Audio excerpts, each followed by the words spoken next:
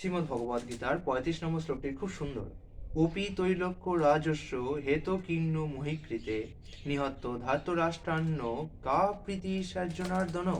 অর্থাৎ, যে সমস্ত হে জনার্দন, যখন আচার্য, পিতৃব্য, পুত্র, পিতামহ, মাতুল, শ্বশুর, পুত্র, শ্যালক ও আত্মীয় স্বজন সকলেই প্রাণ ও ধনাদির আশা পরিত্যাগ করে আমার সামনে যুদ্ধে উপস্থিত হয়েছেন, তখন তারা আমাকে বধ করলেও আমি তাদের হত্যা করতে কেন চাইব?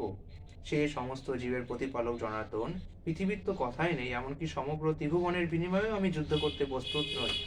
ধৃতরাষ্ট্রের পুত্রদের নিধন করে কি সন্তোষ আমরা লাভ করতে পারবো? এখানে তাৎপর্য শুনুন। আচ্ছা, ভগবান যখন চান না, তখন তিনি ভগবত ভক্ত একটি কপোর্দক গ্রহণ করেন না। অর্জুন সেই যুদ্ধে তার আত্মীয় স্বজনদের হত্যা করতে চাননি, এবং তাদের হত্যা করাটা যদি একান্ত প্রয়োজন হয় তাহলে তিনি চান যে শ্রীকৃষ্ণ তাকে হত্যা করুন। আচ্ছা, কিন্তু অর্জুন জানতেন না যে যুদ্ধক্ষেত্রে আসার আগেই সবাই শ্রীকৃষ্ণের ইচ্ছায় হত হয়ে আছে। অর্জুন শুধু সেই উপলক্ষ মাত্র, শ্রীকৃষ্ণের ইচ্ছার রূপ দেওয়ার উপলক্ষ মাত্র। পরবর্তী অধ্যায়গুলিতে এই কথা বিশদভাবে বর্ণনা করা হয়েছে। ভগবানের শুদ্ধ ভক্ত অর্জুনের কোনো ইচ্ছাই ছিল না তার দুর্বৃত্ত ভাইদের উপর প্রতিশোধ নেবার, কিন্তু ভগবান চেয়েছিলেন তাদের সকলকে বিনাশ করতে।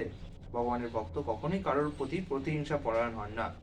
অন্যায়ভাবে যে তাকে প্রতারণা করে তার প্রতিও তিনি করুণা বর্ষণ করেন, কিন্তু ভগবানের ভক্তকে যে আঘাত দেয় ভগবান কখনোই তাকে সহ্য করেন না। ভগবানের শ্রীচরণে কোনো অপরাধ করলে ভগবান তা ক্ষমা করে দিতে পারেন, কিন্তু তার ভক্তের প্রতি অন্যায় ভগবান কখনো ক্ষমা করেন না।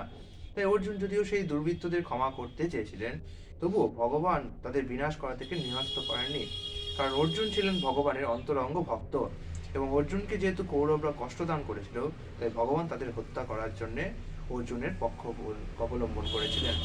আগামীকাল আমরা 36 নম্বর শ্লোকটি আলোচনা করব।